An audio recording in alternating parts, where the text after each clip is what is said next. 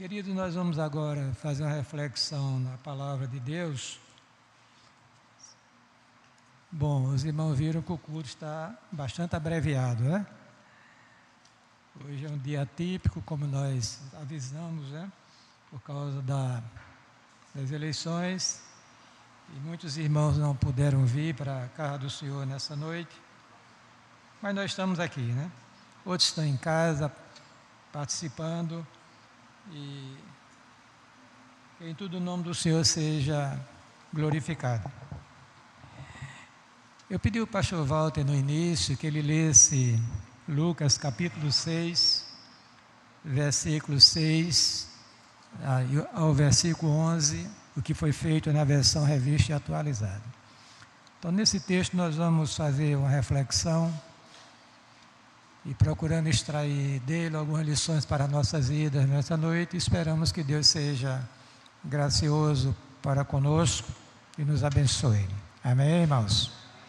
Lembrar os queridos que a Bíblia diz que a fé vem pelo ouvir da palavra de Deus.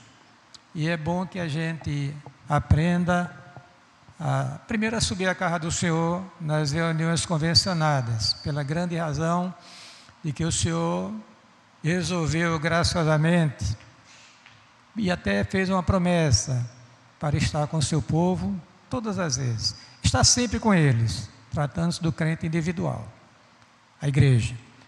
E quando a igreja se reúne, o Senhor, segundo a Bíblia, se faz presente através do seu Espírito, e isso é uma realidade inquestionável, que traz um grande conforto para o coração do cristão, saber que todas as reuniões que acontecer no meio do povo de Deus, em nome dele, em nome de Cristo, para a celebração, o Senhor, através do Espírito, se estabelece no meio do seu povo. E onde a presença de Deus está, há o que, irmãos? Abundância de alegria, satisfação, gozo. É por isso que desde a minha adolescência, quando eu comecei a conhecer a Cristo devagarinho, naquela fé incipiente, e comecei a valorizar os momentos que a igreja se reúne para a adoração. Então nós vamos fazer uma breve oração. Ore também, porque eu já disse inúmeras vezes que nem eu, nem pregador, nenhum tem condição de falar o seu coração. Isso é terra que ninguém anda, só Deus. Amém? Então você ora, Deus opera, Ele fala. Lembro-me agora daquela escritura que Paulo estava ministrando às mulheres lá na beira de um rio, lá em Filipos, a cidade grega na época. Diz o texto que Paulo pregava e Deus abriu o coração de uma mulher para ouvir, entender, acreditar na mensagem. Lídia, vendedora de púrpura, mulher comerciante, mulher inteligente. E aquela mulher foi abençoada por Deus, ela ouviu a palavra, porque o coração dela foi constrangido pelo Espírito, e Deus operou, e ela pôde ouvir a voz do Senhor, essa voz que é poderosa e que é cheia de majestade, levando-a à fé em Jesus Cristo e a consequente salvação da sua alma. Então vamos olhar o texto devagarinho aqui. Vamos terminar mais cedo, porque a palavra me foi passada também bem mais cedo, né? Não vou passar muito tempo, até porque eu levo muito a sério uma frase que eu li no livro sobre Cícero, o orador romano. Ele diz: "Sê breve e agradarás." E eu procuro ser breve. Não para agradar, mas porque a gente entende que a época é diferenciada, né? E os nossos cultos têm tempo, tem hora de começar, hora de terminar. E não tolhemos a liberdade do Espírito, porque Deus está presente, mas se Ele quiser prorrogar, se Ele quiser, e Ele convencer a igreja e abençoar a igreja, aí já sabe que não tem tempo para terminar, como as reuniões de avivamento que aconteceram aí na história da igreja. Então vamos lá, irmão. Eu vou fazer oração breve, depois eu vou rapidinho contar uma experiência minha, citar um versículo, depois eu vou olhar o texto. Pai, nós queremos te agradecer por este culto, por esta noite, por estarmos aqui na tua casa, reunidos em nome de Jesus Cristo. Queremos te agradecer pela tua presença em nossas vidas e também em nosso meio nesta reunião. Queremos te agradecer pelas partes do culto que já transcorreram e queremos te pedir nesta noite, por este momento tão precioso, quando a tua palavra foi lida e vai ser exposta, nós confessamos as nossas limitações, as nossas fraquezas e confiamos no poderio, na soberania e na graça do Senhor nosso Deus. Abençoe este momento da pregação, fala-nos ao coração, porque nós estamos sequiosos, desejosos de ouvir a voz do Senhor, essa voz que dá vida, que renova, que fortalece, que nos leva cada dia para mais perto do Senhor. Esta é a nossa oração que nós fazemos com gratidão, em nome de Jesus. Amém. Um dia que eu vinha do Cristo para o Geisel, o seminário congregacional estava aqui, era o diretor, né? E eu vinha, quando eu dobrei ali o contornozinho ali da Ceasa, quando eu entrei, meu carro é um carro novo, Gol, e vi um carro na contramão voando, de noite, e o choque muito grande, uma batida, 2 costelas quebradas, né? O carro acabou-se, como se diz, né? No entanto, nem André, nem a missionária Maria Eliane, nem a missionária Virgínia, nem parece que eu de Júnior vinha também, ninguém sofreu nada, só eu. Quando nós chegamos em casa, eu fui olhar para André, a camisa dele, aquela camisa que tem um pouco de nylon envolvida, né? Estava aquela lista que o cinto, né?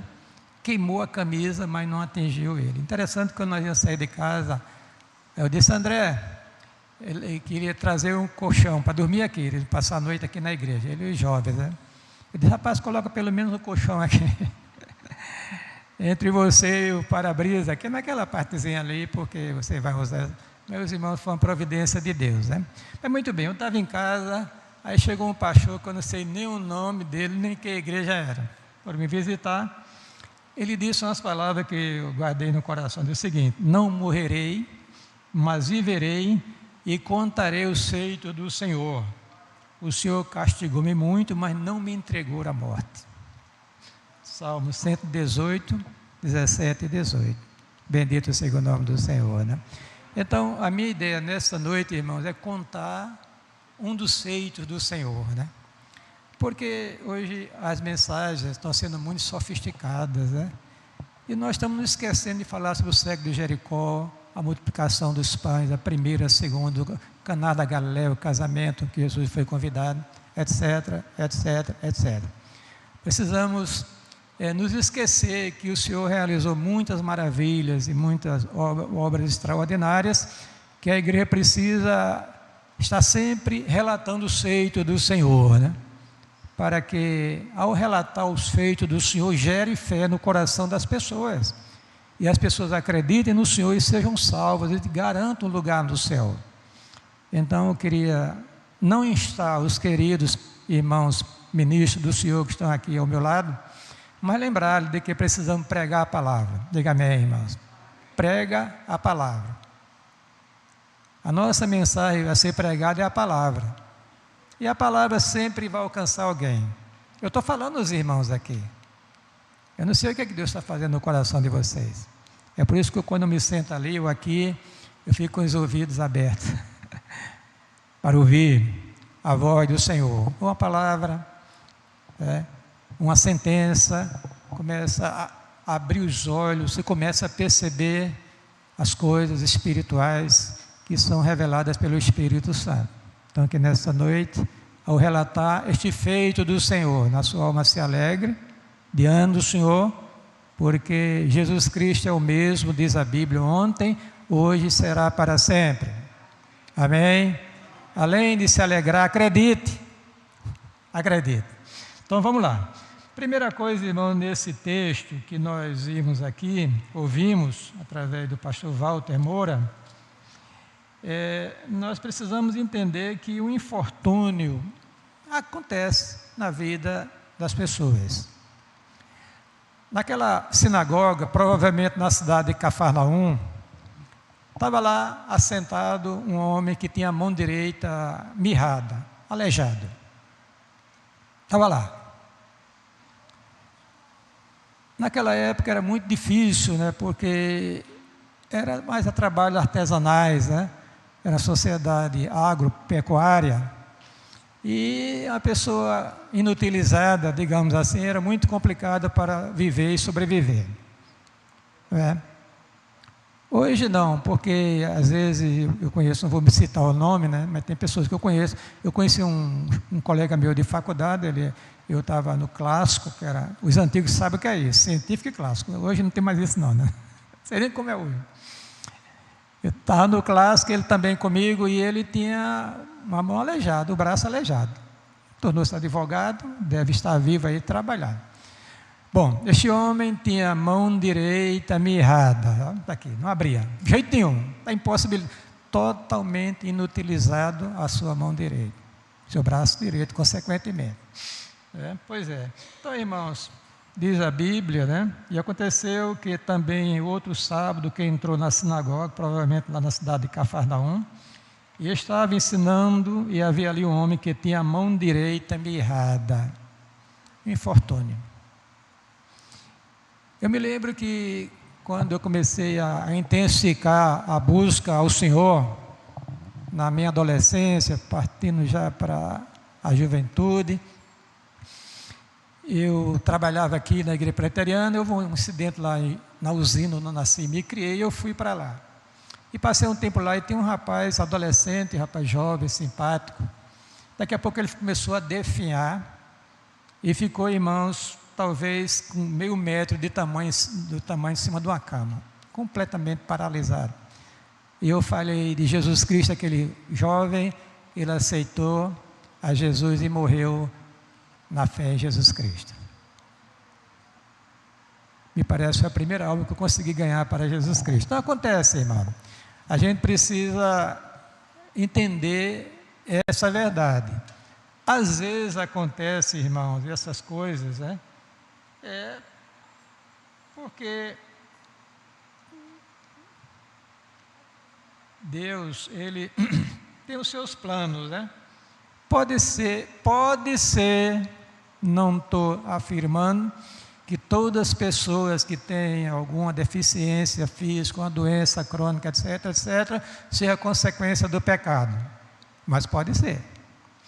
Observe que a Bíblia relata um caso de uma pessoa que ele era paralítico e Jesus o encontrou e o abençoou e o curou. E depois Jesus o encontrou no santuário e disse: olha, você já está curado? Disse: Senhor. Ele disse: não peques mais, para que não te suceda alguma coisa pior. Então, às vezes, um problema crônico, alguma coisa que aconteça na vida da pessoa, tenha acontecido, pode ser consequência do pecado. Não podemos dogmatizar, porque pode ser um teste de fé na vida da pessoa, como foi o caso de Jó. Um homem sadio, crente, servo do Senhor, rico, uma família bem estruturada, de repente cai uma tempestade na vida daquele homem, ele perde os bens, perde a família e perde a saúde. Ficou isolado, mas ele não blasfemou contra Deus. Ele disse, mesmo naquele quadro que estava dramático, que ele está enfrentando, ele disse o seguinte: Deus deu, diga comigo, Deus deu, Deus o tomou, bendito seja o nome do Senhor. E foi um teste de fé, porque lá na frente ele disse: Senhor, eu te conhecia somente de ouvir falar, mas agora os meus olhos te veem, por isso me abomino no pó e na cinza. Eu preguei recentemente aqui numa oração, se não me falha a memória, e as enfermidades, os problemas, têm um papel didático da parte de Deus. Porque Jó chega a essa conclusão, que como o salmista diz: foi bom eu ter sido afligido, porque agora aguardo a tua palavra.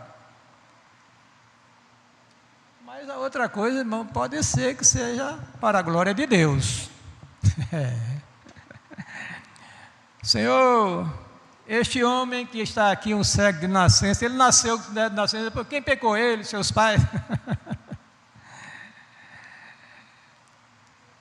Aquela ideia de que a criança, né, poderia até no ventre de sua mãe pecar. Pastor, onde é que o senhor viu isso? Oxente, eu estava lembrado de Jacó, Esaú no ventre. É de Rebeca, né? Esaú e Jacó. Me ajuda aqui, pastores? Rebeca, né?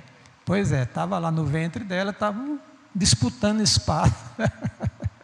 Havia aquela ideia, e havia também aquela ideia de que pecado dos pais para dos filhos. Então, quem pecou este seus pais para que nascesse cego? Ele disse, olha, nem ele nem seus pais pecaram. Isso aconteceu para que nele fosse manifestado, estou parafraseando o texto, a glória de Deus. Então, irmãos, diante dos infortúnios, das dificuldades, é calar e adorar. Se foi erro o problema, já sabe o caminho. Pedir perdão, se arrepender e abandonar o pecado. Infortúnio acontece. Aqui estava um homem com esse problema, a mão direita mirrada, mas interessante que ele não desistiu de Deus, porque ele estava na sinagoga. A sinagoga, irmãos, era uma instituição judaica, quando os judeus se reuniam nos sábados para estudar a palavra, fazer as suas orações, as suas preces, também para celebrar o Senhor. É como se fosse uma igreja protestante. Eu tive a oportunidade, quando fui em Israel, lá em Jerusalém, entrar numa sinagoga judaica. E é assim que eu ouvi, que eles cantando em hebraico, eu não entendia nada. Mas fui observar, né? Ler a palavra, estudar a palavra, fazer as suas preces e celebrar ao Senhor. Então ele estava na sinagoga. E aquele homem teve o privilégio, irmãos, a felicidade de Jesus ter entrado naquela sinagoga e o ter visto. Bendito seja o nome do Senhor. Queridos, Deus nos vê em nossas dificuldades, diga amém. Em nossos dramas, irmãos. Às vezes a gente pensa que ninguém está ligando para nós e não sei o quê, mas você está totalmente enganado. Se você pensar só nessa direção, saiba que o seu Deus, o nosso Deus, o Deus da Bíblia, Ele está atento às suas necessidades, os seus dramas, as suas lutas, porque Ele é o Senhor da igreja e é bendito seja o nome do Senhor, amoroso e misericordioso. E o Senhor o viu. Pois eu estava acostumado a ver aquele homem lá, certamente ele frequentava, era um frequentador, mas Jesus o viu. Havia um drama naquela época, porque já começava a acontecer uma perseguição surda em relação a Jesus Cristo. Porque diziam que ele e os seus discípulos transgrediam o sábado. E ele estava ali na sinagoga, os fariseus, os saduceus, nem tanto, que era mais ligado à parte sacerdotal, né? Mas talvez tivesse ali saduceus, fariseus, Herodiano não, que era um partido político. Estavam ali observando Jesus para ver o que ele iria fazer para acusá-lo. Já pensou? Que mentalidade mesquinha. E Jesus começa a operar. Aí vem agora outro item aqui da nossa reflexão. Amém? Olha o que Jesus disse para aquele homem. Olhou para ele e disse: levante-se e venha para o meio. Fique de pé. Irmãos, observe o seguinte: certamente ele já estava acostumado com aquele problema na sua mão direita, aquela atrofia. Homem inutilizado. Mas ele, ao que acreditou na palavra de Jesus. Porque eu não sei se eu e você tivéssemos um drama naquela época, a gente se levantasse e fosse para frente, acreditando que alguma coisa iria acontecer ali.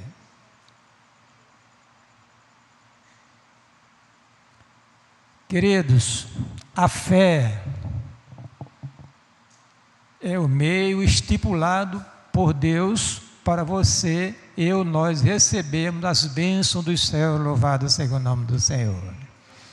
Amém? Se tu creres, disse Jesus a Marta, verás a glória de Deus. Precisamos, irmãos, aprender a confiar no Senhor. Daqui a pouco eu falo na obediência, que fé e obediência estão muito ligadas nesse propósito de Deus realizar um milagre na vida do seu povo. Acreditou. Eu não sei se eu e você acreditaria. O que é que ele vai fazer aqui? Me chamar, a me expor? Eu já sou marginalizado. Todo mundo olha para mim com um olhar assim meio, olhando logo para o meu braço, para a minha mão, que ela não funciona. O que é que eu vou fazer no meio deste povo aqui? Mas ele entendeu que se o Senhor o chamou, alguma coisa ele iria fazer, porque a fama de Jesus já tinha se espalhado, na Galiléia principalmente, e ele acreditou. Amém? Irmãos, sem fé, diz o escritor aos Hebreus, é impossível agradar a Deus. É necessário que aqueles que se aproximam de Deus creiam que Ele existe e que é galardoador daqueles que o buscam. A fé, irmãos, move o coração de Deus.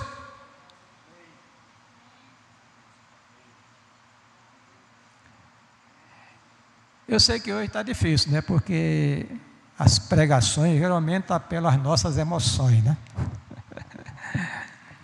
E quanto mais o culto for emocional, eu não sei se há um estímulo da fé, não sei.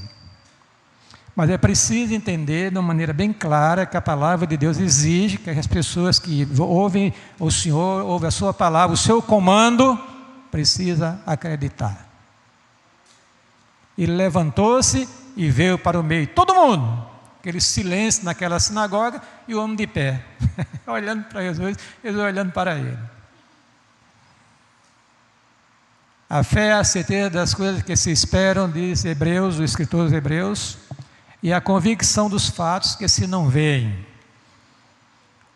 A salvação, ela é anunciada, é pregada, recebida pela fé. Pela graça, disse Paulo, escrevendo à igreja de Éfeso, sois salvos mediante a fé. Isso não vem de vós, é um dom de Deus. Se você, querido, acreditar em Jesus como a palavra de Deus orienta, você é uma pessoa em tudo vitoriosa, bendito seja o nome do Senhor. Você vai transpor barreiras, diga amém, irmãos.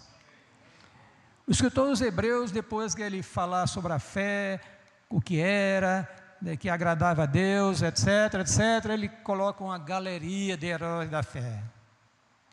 Pela fé. Enoque, por exemplo, foi trasladado para não ver a morte, porque antes da sua trasladação, viveu da maneira que agradou a Deus. Então, irmãos, Deus vai olhar para nós, vai olhar se tem fé. E eu queria dizer a você aqui nessa noite, se você tiver um pinguinho de fé, você que está me ouvindo lá, sei lá, quando é que você vai me ouvir? Até do sul do país, sei lá, por favor. Pinguinho é uma linguagem nordestina. Pouquinho de fé. Mas esta fé no objeto real, que é Jesus Cristo, irmãos, você vai, com certeza, receber inúmeras bênçãos de Deus. Amém? Os que eu começo falando pela fé, Abraão, Sara, Moisés, ele diz, pela fé Moisés viu o invisível.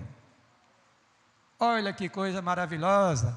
Nessa época que os sentimentos estão sendo estimulados através dos cânticos, dos obreiros do Senhor, precisamos acreditar na palavra de Jesus Cristo. Eu me lembro, Walter, Samuel, Gedaías e Enoaldo, numa das convenções de nossa denominação, preste atenção, o culto já fazia, Murilo, 1 hora que estava se desenvolvendo na igreja, os irmãos louvando, celebrando o Senhor. Aí eu assumo o pregador, ele diz, abram alas, porque Jesus está entrando agora no santuário. Olha. Coitado daquele pregador, né? Ele hoje ainda é vivo, parece que é até deputado federal lá no Brasil, ou já foi. Passou 1 hora sem entender que a palavra de Deus dizia que todas as vezes que os crentes se reúnem em nome de Jesus, o Senhor está presente. Quer dizer, ele achava que Ele não acreditava naquela verdade revelada na palavra do Senhor. Queridos, quer ver uma vida espiritual sadia, estabilizada? Procure confiar no Senhor. Entrega teu caminho ao Senhor, confia nele e tudo ele fará, bendito seja o nome de Jesus. A fé em Jesus te alçará à presença de Deus, irmãos.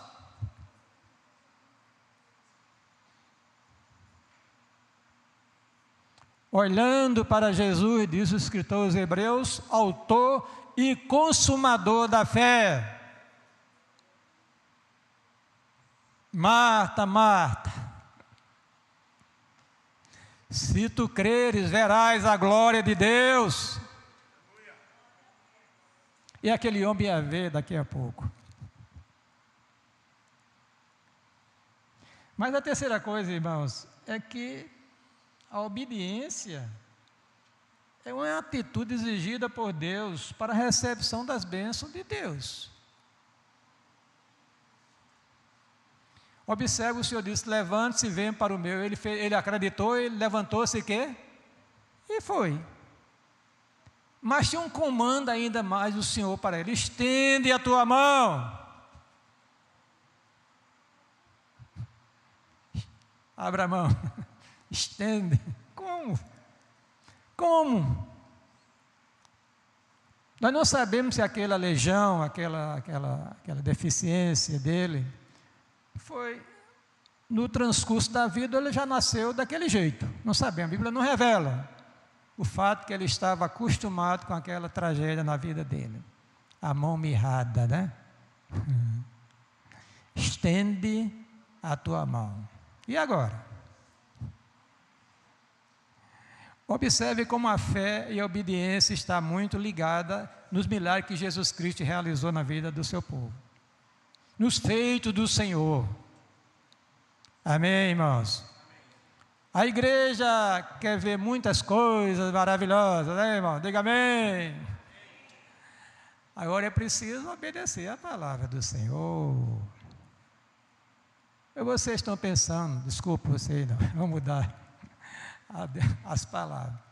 Nós estamos pensando talvez de que o nosso Deus não é um ser pessoal, que não tem vontade, né? Precisamos entender que Deus é um ser pessoal, irmãos. 3 características de uma personalidade, um ser pessoal: inteligência, diga comigo, inteligência, vontade e emoções ou sentimentos. E é preciso que nós conheçamos a vontade do Senhor. Qual era a vontade de Deus para aquele homem naquele momento? Qual era o comando? Era: levante-se, venha para o meio e estende a tua mão. O crente quer ver aqui nesse mundo sem obedecer a Deus, como é que vai receber as bênçãos de Deus? Não tem como, irmãos.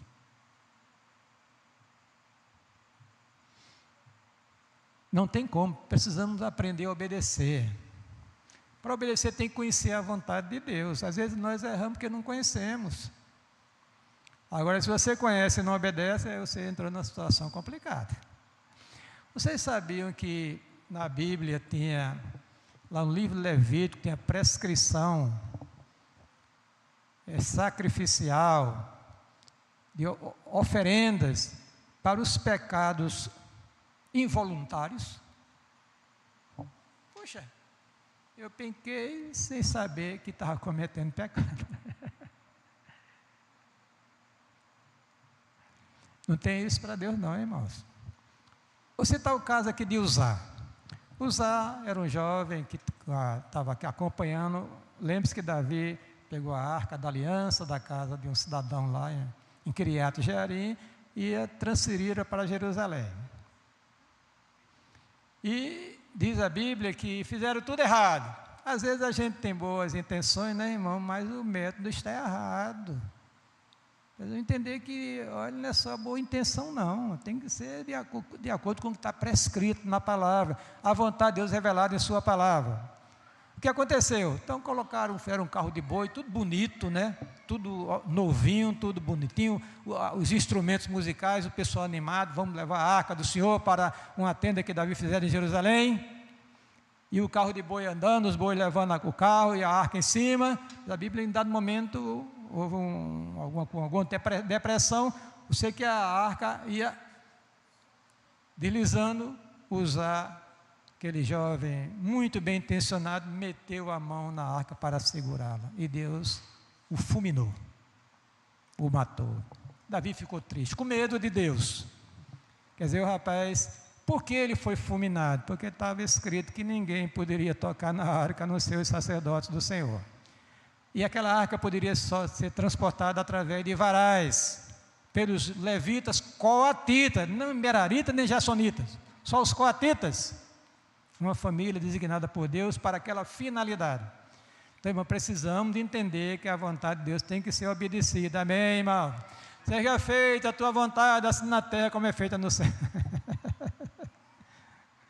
Isso é onde é que se encontra? Na oração do Pai Nosso, né? Pois é, seja feita a tua vontade, assim na terra como no céu. Então precisamos aprender a obedecer a palavra do Senhor. Quer bênção na sua vida? Diga amém, que eu quero também, irmãos. Precisamos obedecer. Obedecer.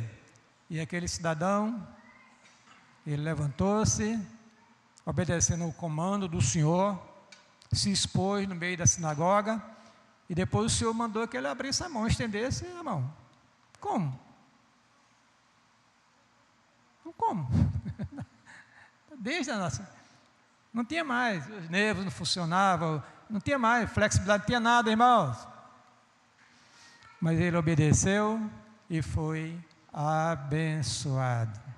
Diga comigo, a obediência é um dos caminhos para se receber a bênção do Senhor. Se você ler o livro de Deuteronômio, é lá num trecho lá que Deus se lamenta em relação a Israel. Ah, se Israel ouvisse a minha voz. Se Israel obedecesse os meus mandamentos, de pronto eu abateria os seus inimigos. Olha, irmãos. Por que o povo de Israel foi levado em cativeiro? Por causa da desobediência, não obedeceram a palavra de Deus. Os profetas falando, pregando, sacerdotes ensinando a palavra e o povo dando ouvir, fazendo ouvido de mercador, entra por aqui, sai por aqui, por esse outro lado.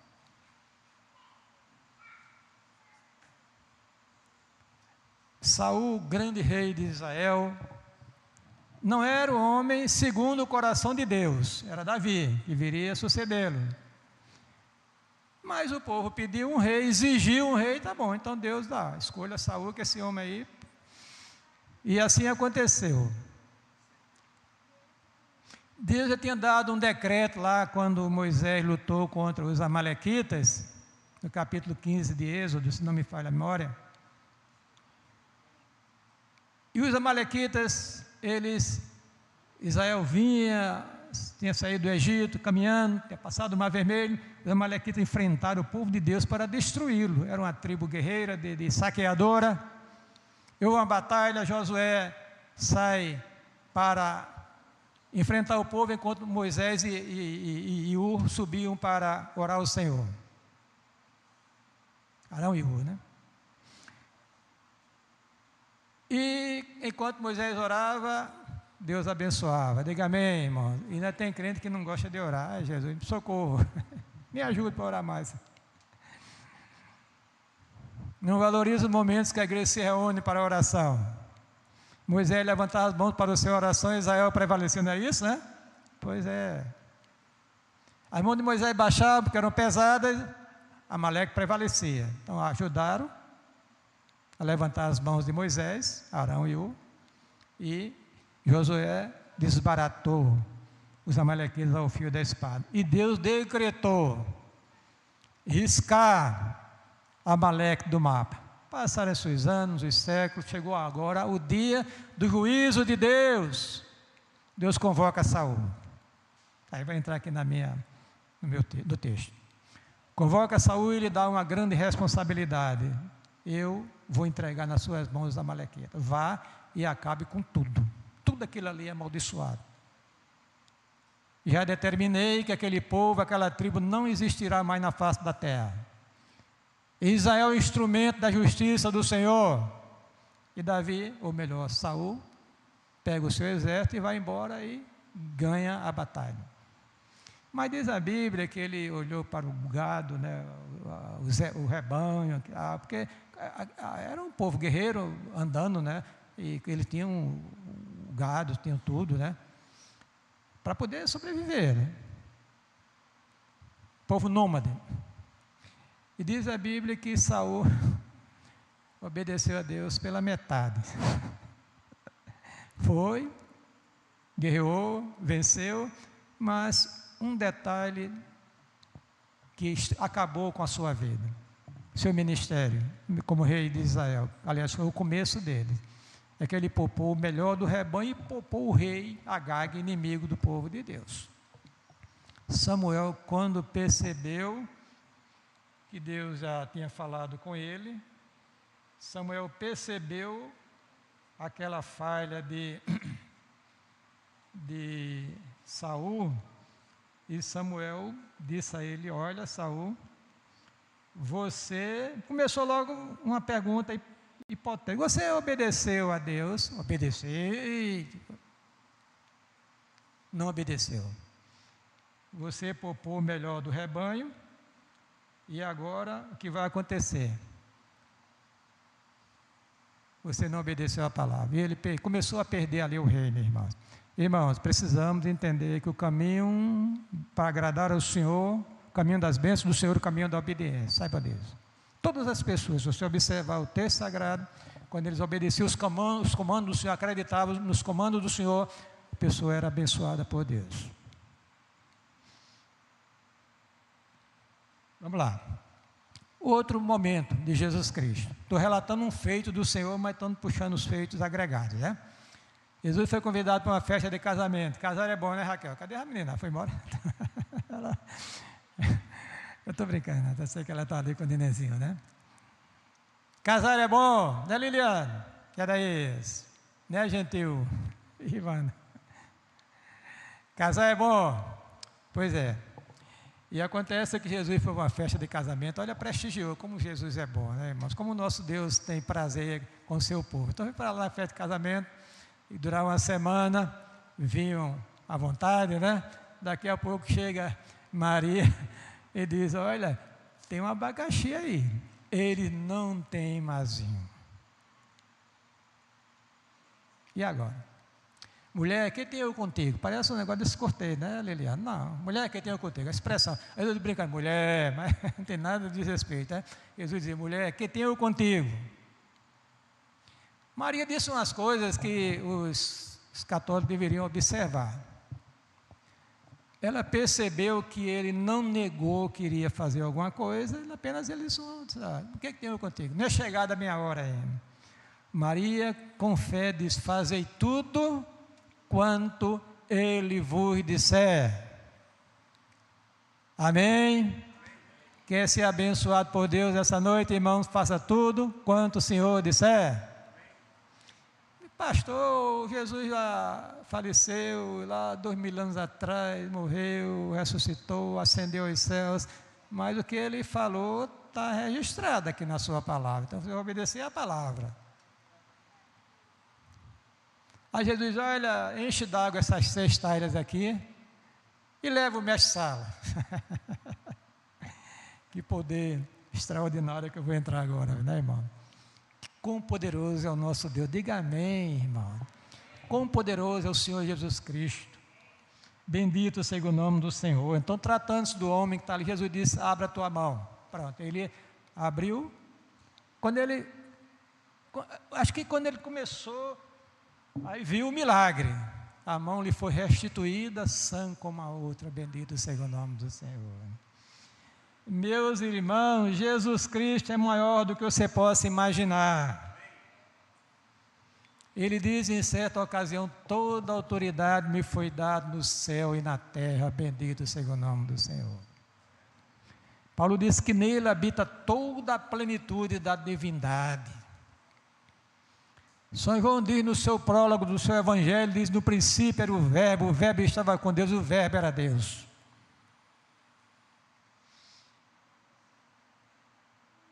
Todas as coisas foram feitas por ele, e sem ele, nada do que foi feito se fez. Então, Este Senhor, a segunda pessoa da Santíssima Trindade, que encarnou, assumiu uma natureza humana e morou conosco, viveu conosco durante 33 anos. Morreu pelos nossos pecados, diz a Bíblia, ressuscitou para a nossa justificação, ascendeu aos céus, foi entronizado e governa, diga comigo, irmão, governa a igreja e o universo, bendito seja o nome do Senhor. Meus irmãos, que coisa maravilhosa é você poder contar com este Deus Todo-Poderoso, que manifesta o seu poder na vida do seu povo. Olha que texto glorioso esse texto de Colossenses. Não sei se você leu, se você já leu o livro de Colossenses, e se leu, se observou, vou lembrar. Diz assim, falando sobre Jesus, o qual é a imagem do Deus invisível e o primogênito de toda a criação, porque nele foram criadas todas as coisas que há nos céus, na terra, visíveis e invisíveis, sejam tronos, sejam dominações, sejam principados, sejam potestades, tudo foi criado por ele e para ele. Ele, antes de todas as coisas subsistem por ele. Você está aqui nessa noite porque Jesus está lhe sustentando, irmão. Tem muita gente soberba, vaidosa, acha que é... Baixa a bola, viu? Porque quem lhe sustenta é o Senhor. E não sustenta só você, todas as coisas, irmãos. Este universo se move, tem leis estabelecidas por Ele, porque Ele assim os fez. Quão sábio é o nosso Deus, quão poderoso é o Senhor. Esse Deus presente no meio do seu povo, queridos.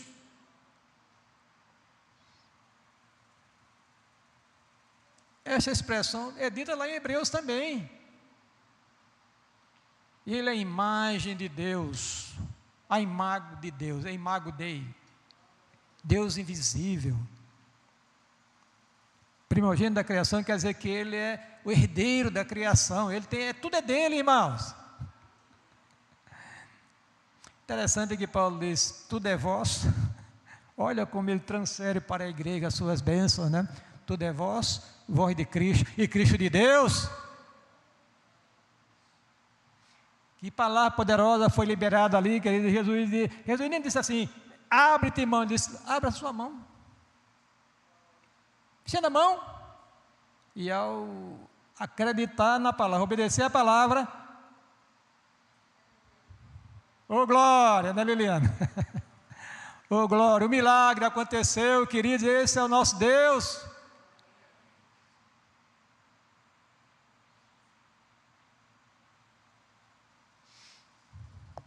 E terminando.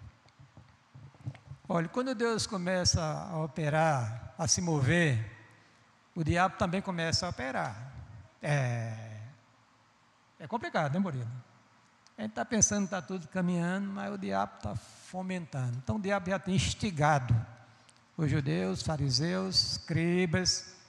Provavelmente os saduceus estivessem envolvidos também naquele momento. Provavelmente não. Naquele momento foi mais escribas e fariseus. Começaram a observar se ele iria curar, não sabe, para ter com que acusá-lo. Jesus faz uma pergunta a ele, pergunta aos senhores aqui, né, lá na sinagoga. O sábado pode fazer o bem ou o mal? Eles se calaram. Respondeu o quê? Se o sábado foi feito por causa do homem, segundo a palavra de Deus. Mas o pior de tudo, irmãos, é que no final você vai encontrar uma oposição terrível já configurada. O texto diz o seguinte, versículo 11: e ficaram cheios de furor, e uns com os outros conferenciavam sobre o que fariam a Jesus Cristo. Quer dizer, uma pessoa foi abençoada, foi curada, foi renovada, adquiriu agora a sua plenitude para poder exercer alguma profissão, alguma coisa no meio do povo de Israel, e agora tem um grupo de religiosos que começaram a criticar, ao Senhor que fizera aquela maravilha. Olha, já estava profetizado lá em Isaías. Eu comecei a olhar e digo, rapaz, o negócio é de longe. Olha o que Isaías disse acerca do Messias sofredor, o servo sofredor. 53, versículo 1 a 3, Isaías. Quem deu crédito à nossa pregação? E a quem se manifestou o braço do Senhor? Porque foi subindo como renovo perante ele, e como raiz de uma terra seca, não tinha parecer nem formosura, e olhando nós para ele, nenhuma beleza vimos para que o desejássemos. Era desprezado, e o mais indigno entre os homens, homem de dores, experimentado nos trabalhos, e como um de que os homens se escondiam o rosto, era desprezado, e não fizemos dele caso algum. Então Jesus recebeu uma oposição cerrada dos religiosos da época, culminando com a sua prisão, a sua condenação, isso pelos seus irmãos judeus. Porque vocês vão de convir, irmãos, que Jesus desafiou o status quo da época. Status quo é a situação da época, né? Desafiou. Quando ele disse lá, por exemplo, não é mais nesse lugar que vocês adorar o Pai. Nem no Monte de Samaria, nem aqui no Monte. Olha o Templo de Jerusalém, que era o lugar sagrado de Deus. Desde a época de Moisés já tinha sido profetizado, tinha inclusive feito um santuário móvel, depois Salomão construiu, etc. Jesus disse que ia derrubar aquele santuário, em 3 dias reconstruí-lo. Evidentemente está falando do seu corpo, né? Como diz o texto sagrado de São João. Então havia uma inimizade. Queridos, eu queria dizer para você, né? Não quero lhe assustar não, viu? Mas Jesus disse, se perseguiram a mim, perseguirão também a vocês. A igreja está neste mundo, mas não é deste mundo não, queridos. Vós não sois do mundo, como eu do mundo não sou. O mundo inteiro jaz no maligno. Quantos crentes, amados irmãos, que estão encharcados com as coisas deste mundo. O diabo oprimindo a igreja. Não pense que é só... A perseguição hoje, irmãos, no mundo ocidental, não é uma perseguição física, não. Quem persegue a igreja hoje, o mundo islâmico é um perseguidor da igreja, e o mundo comunista, a Vietnã do Norte, Coreia do Norte, China, Rússia, nem tanto, que tem até o cristão ortodoxo lá, né? Mas no mundo ocidental há uma sutileza diabólica. O diabo não está mais confrontando a igreja. Ele está minando as suas forças espirituais, apresentando uma modernidade bonita, linda, um mundo digital, um mundo visual, encantador. E a gente não está sabendo administrar essas coisas, estamos nos encharcando. E o diabo começa a enfraquecer a igreja. É uma forma de perseguição, irmãos. Perseguir o Senhor, perseguirão também a nós. Não se iludam com política partidária, com religião. Concentre-se no Evangelho, em Jesus Cristo, firme-se nele, porque, com certeza, a igreja está sendo perseguida no mundo ocidental de uma forma muito sofisticada e muito assim inteligente, porque está fechando as igrejas. Irmãos, a Europa, a Inglaterra, ali foi um país que houve um poderoso derramado do Espírito ali na Inglaterra, na Alemanha, na Suíça, a reforma protestante. Os Estados Unidos, o grande avivamento espiritual que aconteceu lá. E hoje? Segundo Adriana, a filha de Adelson, missionária lá em País de Gales, lá em Londres, lá em Gales e outros, as igrejas, aquelas grandes igrejas que eram cheias de irmãos louvando e celebrando o Senhor, hoje são boates, cafés. shopping e por aí vai. Pois é, mantenha a sua fé em Jesus Cristo. Diga amém. Valorize a sua vida devocional, porque a fé vem pelo ouvir da palavra, irmãos. Não perca o contato com a palavra de Deus, nem com a igreja que você pertence, porque o povo reunido, Deus abençoa. Deus fala.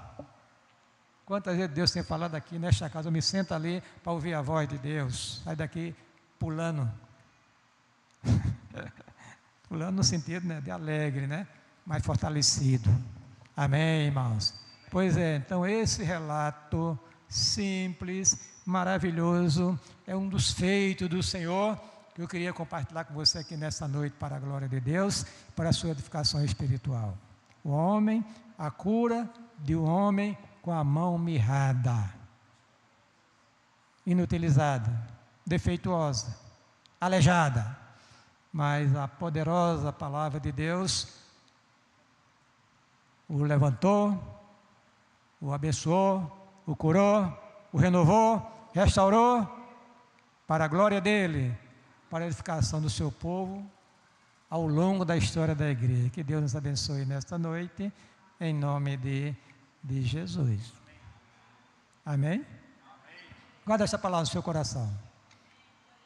Guarda essa palavra, que é a palavra de Deus para você aqui nesta noite. Fé e obediência, obediência e fé. E a ordem dos fatores não altera o produto. Fé misturada com obediência, obediência misturada com fé, é o segredo da vitória, das bênçãos na vida do cristão. Louvado seja o nome de Jesus. Amém.